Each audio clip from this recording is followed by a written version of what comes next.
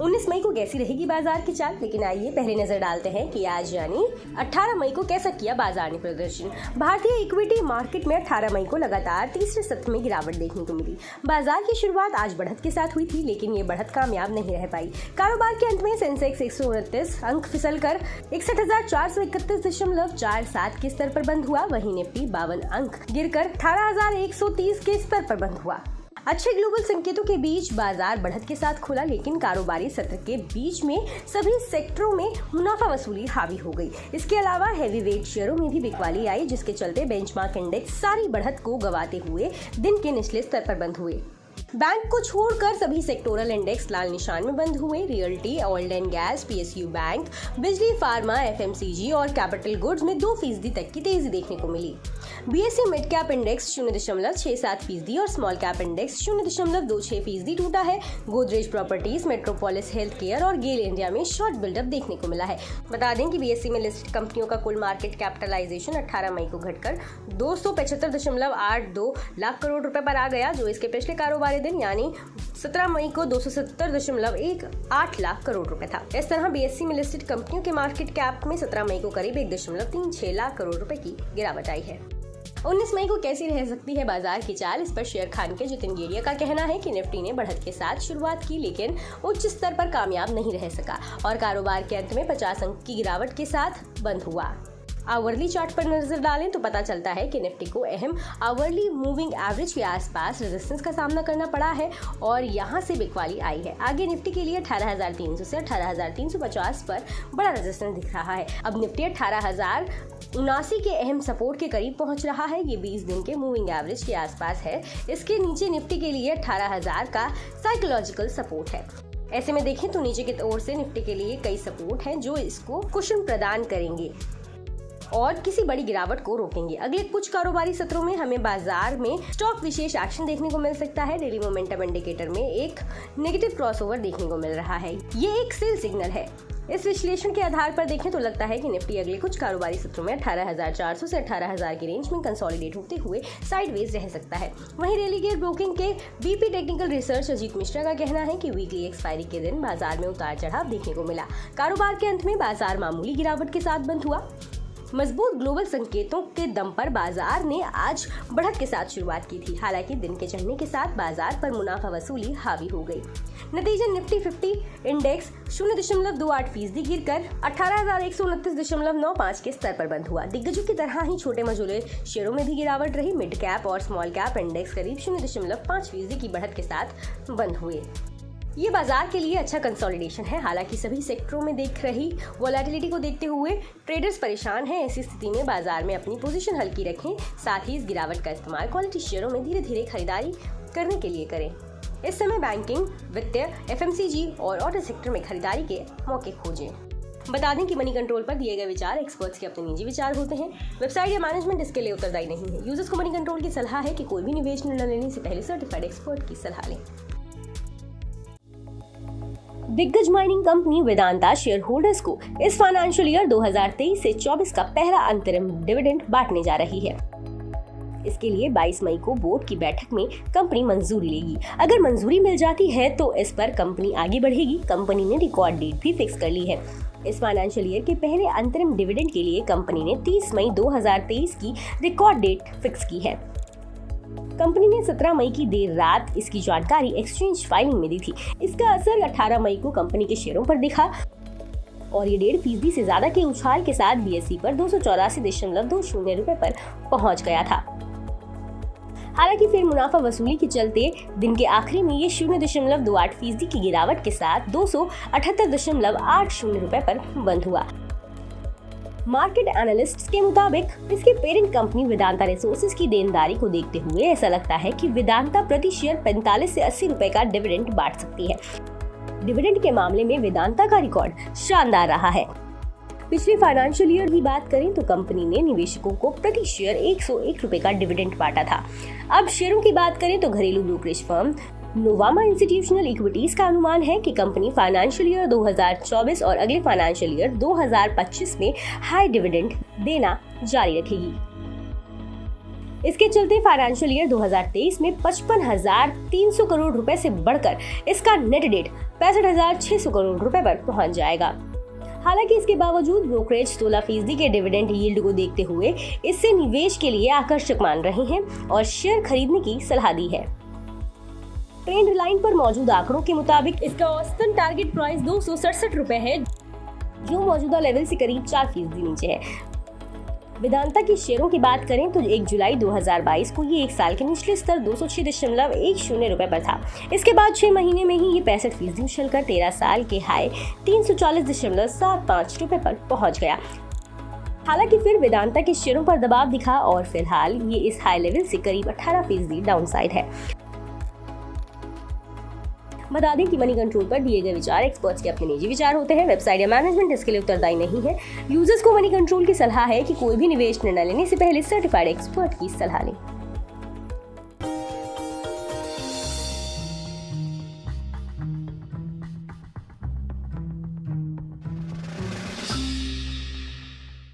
में आज हम बातचीत करने वाले हैं पेंट स्पेस की मेगा कंपनी बर्जर पेंट्स के बारे में। दरअसल बर्जर पेंट्स से जुड़े हुए कई सारे इंटरेस्टिंग फैक्ट हैं, लेकिन सबसे इंटरेस्टिंग फैक्ट पहले तो इस कंपनी के नाम के साथ ही शुरुआत करते हैं, जहां पर इस कंपनी का जो नाम है वो कंपनी के एक्चुअल ओनर लुइस बर्जर के नाम पर रखा गया था।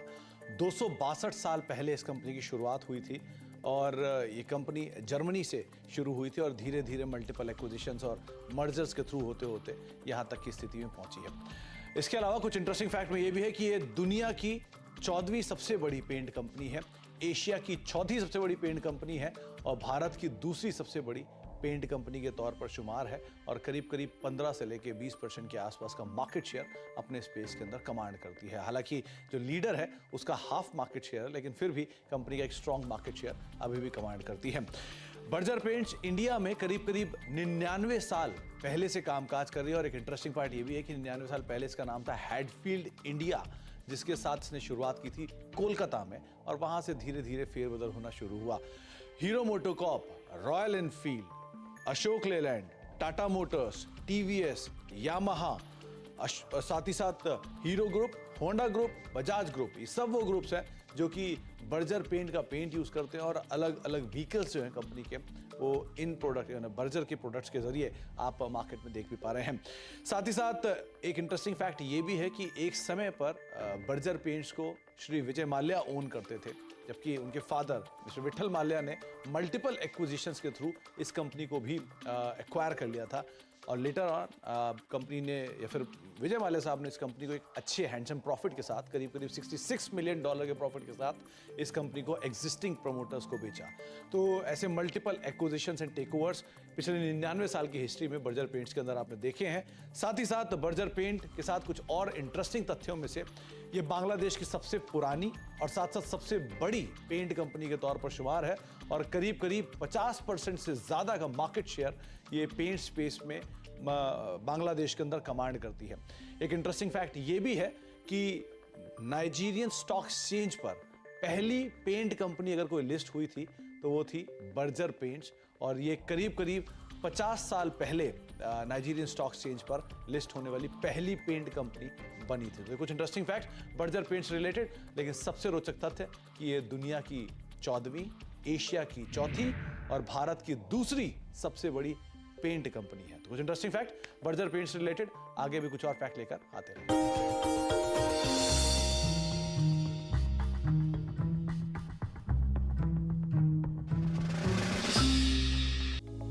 इस 23 रुपए के शेयर ने एक साल में दिया 400% का रिटर्न। आइए आपको बताते हैं इस मल्टीबैगर स्टॉक की डिटेल। पिछले एक साल में जिन शेयरों ने अपने निवेशकों को मल्टीबैगर रिटर्न दिया है उनमें से एक किर्लोस्कर इलेक्ट्रिक कंपनी है। इस इलेक्ट्रिक इंजीनियरिंग कंपनी के शेयर पिछले एक साल में 400% चढ़ चुके हैं और इस दौरान इसकी कीमत 23 रुपए से बढ़कर 114 रुपए पर पहुंच चुकी है। सिर्फ एक साल की शुरुआत से अब तक कंपनी के शेयरों में 77.16% की दमदार तेजी आ चुकी है। खास बात यह है कि इस शेयर में निवेश करने वालों में LIC भी शामिल है, जो शेयर बाजार में निवेश करने वाली सबसे बड़ी घरेलू संस्था है। मार्च तिमाही तक के आंकड़ों के मुताबिक भारतीय जीवन बीमा निगम के पास किर्लोस्कर इलेक्ट्रिक कंपनी के करीब 8,34,457 शेयर थे।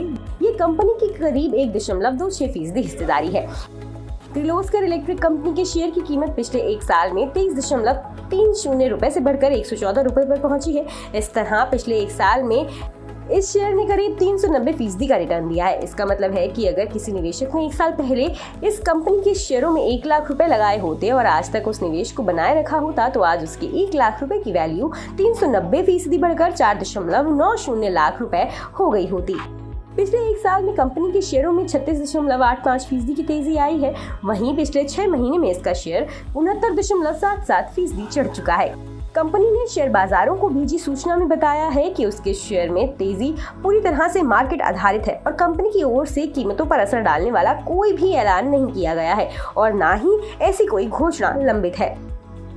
किर्लोस्कर कंपनी 751.17 करोड़ रुपए के मार्केट वैल्यू वाली एक स्मॉल कैप कंपनी है। ये transformer, alternating current Motors, AC generators, direct current Motors, diesel generator set, electronics और स्विच गियर बनाने के कारोबार में है। साथ ही इंडस्ट्रियल पावर से जुड़े कस्टमाइज्ड एप्लीकेशन को लेकर सॉल्यूशन भी मुहैया कराती है। बता दें कि यह मुहैया जानकारी सिर्फ सूचना हेतु दी जा रही है। मार्केट में निवेश बाजार जोखिमों के अधीन है। निवेशक के तौर पर पैसा लगाने से पहले हमेशा एक्सपर्ट से सलाह लें। मनी कंट्रोल की तरफ से किसी को भी पैसा लगाने की यहाँ कभी भी सलाह नहीं दी जाती है।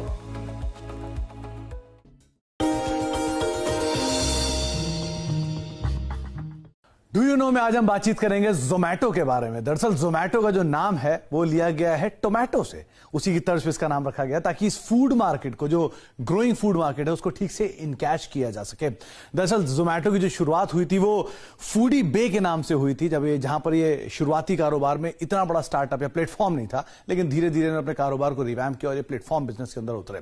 एक बड़ा इंटरेस्टिंग फैक्ट ये भी है कि जोमैटो पे अब तक का जो सबसे बड़ा ऑर्डर है वो करीब करीब 2 लाख रुपए का है और उस 2 लाख रुपए के ऑर्डर में ऑर्डर करने वाले को करीब करीब 60,000 रुपए के आसपास का एक डिस्काउंट भी आया था। कंपनी के साथ कुल रफली 1.5 लाख से ज्यादा डिलीवरी पार्टनर्स एसोसिएटेड हैं और कंपनी के साथ 2-3 जुड़े हुए फैक्ट में एक ये भी फैक्ट है कि 2021 के अंदर कंपनी के प्लेटफॉर्म पे सबसे ज्यादा बिरयानी ऑर्डर की गई थी। एक इंटरेस्टिंग चीज ये भी है कि किसी भी स्टार्टअप जो कि इंडिया में मौजूद है उसमें सबसे बड़ा आईपीओ लाने वाली कोई भी स्टार्टअप है। करीब करीब 9-9.5 हजार करोड़ रुपए का आईपीओ था, जो कि अब तक का किसी भी स्टार्टअप का सबसे बड़ा आईपीओ है। तो कुछ इंटरेस्टिंग फैक्ट जोमैटो से रिलेटेड, आगे भी कुछ और फैक्ट आपके लिए लेकर आते रहेंगे।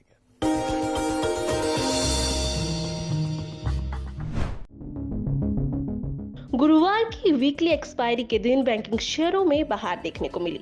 बैंक निफ्टी 200 पॉइंट ऊपर नजर आया। Mid cap share weekly expiry के दिन साथ निभाते नहीं दिखे। वहीं एसबीआई के सभी पैमाने पर अच्छे नतीजे देखने को मिले। क्वार्टर 4 में मुनाफा अनुमान से अच्छा रहा। मुनाफा करीब 85% उछलकर 17,000 करोड़ पहुंचा। आज बैंकों के साथ फाइनेंस शेयरों में सबसे ज्यादा मजबूती देखने को मिली। बजाज फाइनेंस, चोला फाइनेंस और एयू स्मॉल बैंक जैसे शेयरों में अच्छी खरीदारी रही। इसके साथ ही आज डीलिंग रूम्स में 2 शेयरों में डीलर्स ने बिकवाली कराई। डीलर्स ने अपने क्लाइंट्स को आईटीसी और टाटा मोटर्स में गिरावट की आशंका के चलते शॉर्ट कॉल लेने की सलाह दी। आईटीसी सीएनबीसी आवाज के यतिन मोता ने डीलिंग रूम्स के सूत्रों के हवाले से कहा कि डीलर्स ने आज आईटीसी के स्टॉक में अपने क्लाइंट्स को बिकवाली करने की सलाह दी है। डीलर्स के मुताबिक नतीजों के बाद शेयर में शॉर्ट बिल्डअप देखा गया है।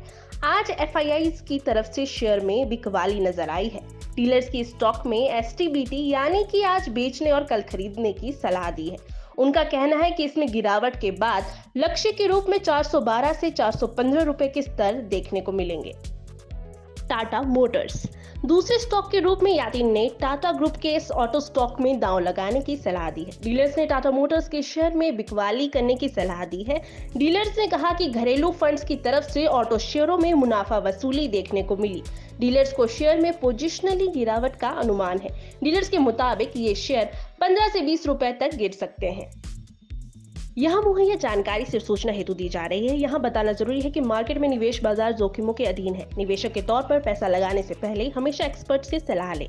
मनी कंट्रोल की तरफ से किसी को भी पैसा लगाने की यहाँ कभी भी सलाह नहीं दी जाती है।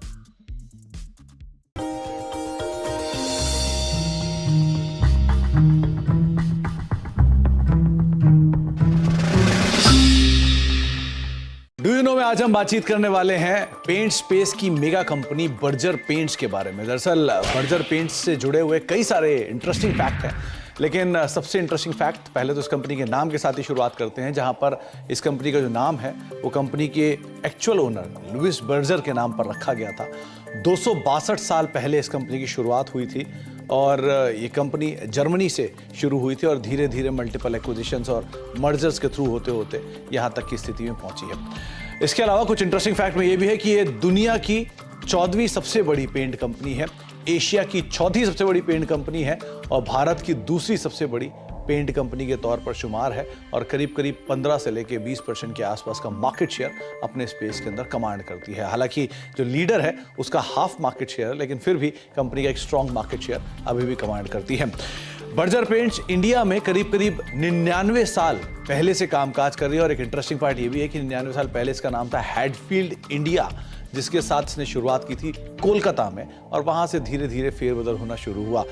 Hero MotoCorp, royal Enfield, Ashok Leyland, Tata Motors, TVS, Yamaha, साथ ही साथ hero group, Honda group, Bajaj group, ये सब वो ग्रुप्स हैं जो कि बर्जर पेंट का पेंट यूज करते हैं और अलग अलग व्हीकल्स जो हैं कंपनी के वो इन प्रोडक्ट बर्जर के प्रोडक्ट्स के जरिए आप मार्केट में देख भी पा रहे हैं।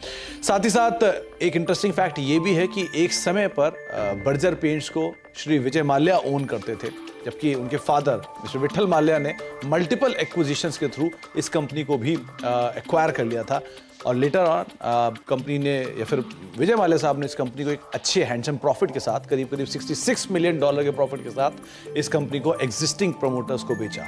तो ऐसे मल्टीपल एक्विजिशंस एंड टेकओवर्स पिछले 99 साल की हिस्ट्री में बर्जर पेंट्स के अंदर आपने देखे हैं। साथ ही साथ बर्जर पेंट के साथ कुछ और इंटरेस्टिंग तथ्यों में से ये बांग्लादेश की सबसे पुरानी और साथ साथ सबसे बड़ी पेंट कंपनी के तौर पर शुमार है और करीब करीब 50% से ज्यादा का मार्केट शेयर ये पेंट स्पेस में बांग्लादेश के अंदर कमांड करती है।